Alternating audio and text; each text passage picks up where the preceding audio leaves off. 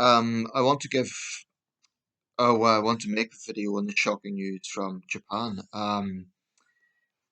On the assassination of Shinzo Abe. Now, as with such a dramatic incident, the information is still coming through, but the most obvious thing about this is how rare it is in Japan, any sort of gun violence, let alone the assassination of a former prime minister. For example, in 2021, there was apparently one sole gun murder in Japan. So it's one of the safest countries in the world in that regard. This is dramatic news. Shinzo Abe was the longest serving Japanese prime minister of recent years. He served from 2006 to 2007 and then again from 2012 to 2020. So we're talking about 9 years altogether. This is in a country where prime ministers tend to change pretty much every year. In fact, the only other prime minister I could think of, in modern times at least, who even comes close, is Junichiro Koizumi, who was prime minister for about 5 years in the early 2000s. Um, it's obviously having reactions around the world. It happened in the city of Nara.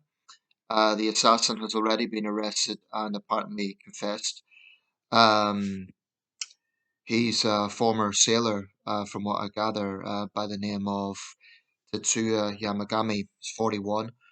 And apparently he was angry with Abe for the former Prime Minister's association with some group. I'm not sure what yet that was reported.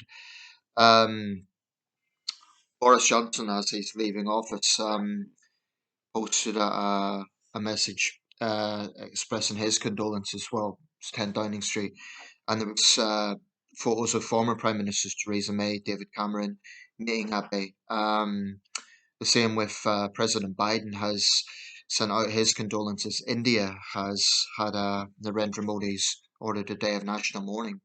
So this has had an impact around the world. Um, it's the third assassination I can think of this decade. There was, of course, the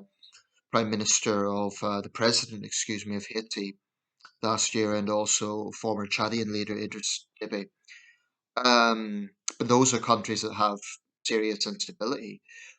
For this to happen in for this to happen in Japan. Um, Japan's not totally alien to political violence. There has been, I believe, about 10 years ago, there was a politician killed also in a coastal city, but not at the sort of level of former prime minister. And I remember back in the 70s, there was an infamous incident. Um, but it's been a long time, and it is a very safe country. It's a politically stable country, and um, was a strong leader. I think it's fair to say he was conservative. He was a bit more assertive on issues like national defence. Chinese response is interesting. Now, officially, of course, they issued condolences. I'm going to read out the official statement from Beijing, um, which is as follows. Just bear with me. What was significant and not surprising, unfortunately, was the reaction of Chinese nationalists celebrating this, which is appalling.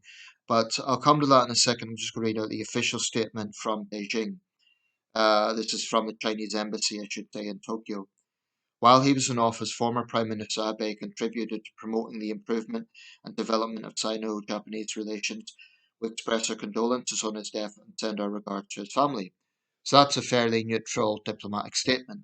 But unfortunately, the reaction of Chinese nationalists, and I'm going to read out a bit of a report here from, um, I've got several links up, so I'm just getting the right one. If you just bear with me. This is from Bloomberg. Bloomberg News. China tries to tamp down nationalist fervour over Abe's shooting. Um, Leading nationalist figures in China tried to silence celebrations after the shooting of Shinzo Abe, the former Japanese leader who sparked controversy by urging Japan to bolster its military. I wonder why they done that. Maybe because of China's saber rattling. Anyway, a social media account of China's Central Television was filled with comments rejoicing in the attack that killed Abe, One Weibo post said it would be fitting if Abe atoned with his life for Japan's invasion of China before World War II, just the day after the 85th anniversary of the start of hostilities in 1937. That post got 210,000 likes. After Abe died, a post saying that the celebrations begin got more than 150,000 likes within 30 minutes. In a sign that the Chinese government didn't want the national sentiment to spiral out of control, Xi Jin wrote on Weibo before news Abe had died.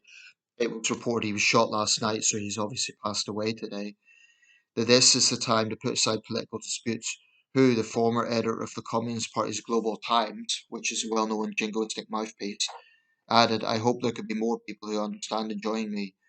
Jin Canrong, a professor of international relations at Renmin University in Beijing, who once suggested China will be ready to seize Taiwan by force in 2027, wrote on Weibo that his followers should rein in on the commentary.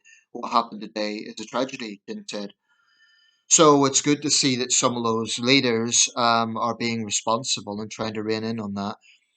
But it's hard not to see that they're also kind of responsible for it because any other time they're fueling these national sentiments against foreigners and especially against Japan and the United States.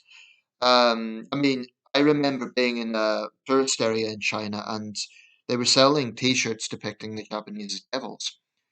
And of course, a few years ago, they were vandalizing Toyotas, and whenever there's disputes over the South China Sea, I think Beijing knows that they will look not good if they gloat about this in any way, shape, or form. So that diplomatic post was the right approach. Of course, having said that, we should be a little bit cautious not to let that sort of ugly nationalist attitude represent the whole. There will be Chinese people who don't hate Japan. I mean, Japanese anime is popular in China, so I think it's important not to let those ugly divisive voices or jingoistic voices sort of be the overall picture. But if this does go further, then the Chinese government's going to have to crack down on it. It would actually be an occasion where I would say, yeah, that's the time when they should crack down on it. Um, but yeah, I mean, if we look at Abe's legacy, he was a strong leader. He did believe in national defense, and this makes sense with a rising China, with a China that was much more assertive in the region, building artificial islands and so on. But maybe that's for another video. For now, I think you can have an honest assessment of a leader's legacy. I'm sure Abe would have had his critics in Japan, but gunning a man down in cold blood is absolutely awful and unjustified. Abe was given a speech. He was 67 years old, survived by his family. He was a married man, and it'd be awful for his widow and his family. I imagine the assassin will get the death penalty, but because this is such an extreme incident, such a rare incident, I imagine they'll want to know if he has any links or if he acted in a sole way or what. The fact that this was a gun shooting might not be, it might be explained a bit more by the fact the assassin was a former sailor. Therefore, I don't know what the process in Japan is when someone retires from the self-defense forces if I assume they have to give up their weapons. But I guess ostensibly it would make access to weapons easier. Nevertheless, it's a very safe country, and 127 million people, one gun death in 2021. But anyway, it's shocking news, really is. I think Abe can rightly be seen as a friend of the West, so it's sad news, and um, I just hope that if anything comes out of this, it was a sort of polarized incident of one disgruntled individual. The man was unemployed. Who knows what the issue was? Apparently, he was angry with some association Abe had. I just hope it's a one-off thing, and it's not sort of a sign of, which I doubt it will be, but um, awful, awful incident.